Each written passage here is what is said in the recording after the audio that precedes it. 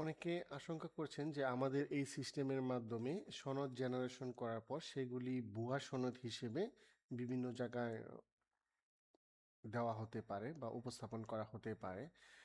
তো যেহেতু আমাদের এই সনদগুলি ভেরিফিকেশন করার একটা সিস্টেম আছে, সনদের মধ্যে কিউআর কোড থাকবে।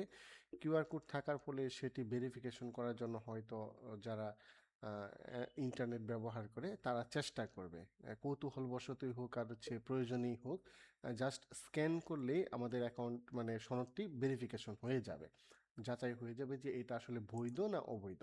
আমরা যদি এই সনদ যাচাইয়ে যাই, কিউআর কোডে হচ্ছে সরাসরি এখানে চলে আসবে। আর যদি আমরা লিখতে চাই যে সনদে যে আইডি নাম্বারটি আছে, সার্টিফিকেট আইডি, সেটা যদি আমরা লিখতে চাই তাহলে এখানে একটা অপশন আছে। আমরা যদি লিখি যে এটা একটা আমাদের সনদের আইডি, আমরা যদি যাচাই করে দেখতে চাই তাহলে এটাই কিন্তু হচ্ছে দেখাচ্ছে যে সনদ যাচাই ফলাফল, এটা আমাদের সনদের আইডি দেখাচ্ছে, সব কিছু দেখাচ্ছে যে এখানে এটা আমাদের ভেরিফাইড না। ভেরিফাইড না থাকার ফলে আহ, এইটা আমাদের সে কোথাও অ্যাকসেপ্ট হবে না। যেহেতু এটা বলছে ভেরিফাইড না, চেয়ারম্যান স্বাক্ষর করেনি এমন বলছে এখানে, যে এটা চেয়ারম্যানের স্বাক্ষর করা হয়নি বা কোনোভাবে ভেরিফিকেশন করা হয়নি। এইটা সনদটা ভেরিফিকেশন করতে গেলে অবশ্যই আমাদের চেয়ারম্যান মহোদয়ের কাছে যেতে হবে।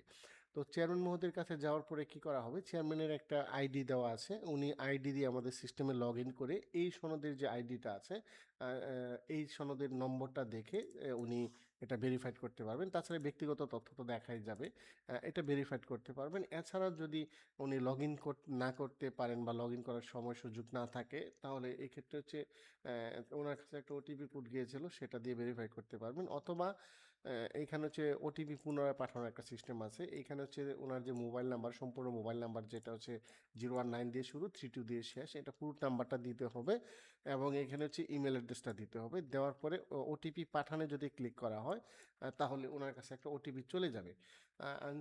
সাপোজ আমি যে ওটিপিটা পেয়ে গেছি এখন মেইলে অথবা মোবাইলের মাধ্যমে, তাহলে আমি এখানে যদি ওটিপিটা দিয়ে দিই, আমি ওটিপি দিয়ে যখন ভেরিফাই করুনে ক্লিক করব, তখন দেখুন যে এই ওটিপিটা ভেরিফাইড হয়ে গেছে।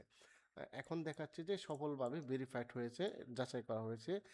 তখন দায়িত্বপ্রাপ্ত যিনি চেয়ারম্যান থাকবেন ওনার মাধ্যমে এইটা ভেরিফাইড হবে। এখন দেখেন যে আমার সকাল 10টা 3 সেকেন্ডে দেখাচ্ছে যে আমার এই সনদটা ভেরিফিকেশন হয়েছে এবং তারিখ সহ আবেদনের তারিখ সব কিছু এখানে দেখাচ্ছে। ব্যক্তিগত তথ্য দেখাবে, তারপর অতিরিক্ত তথ্যাদি যদি দেওয়া থাকে তাহলে দেখাবে, ঠিকানা তো দেখাবে।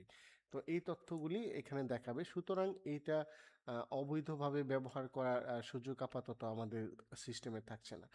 সবাইকে ধন্যবাদ।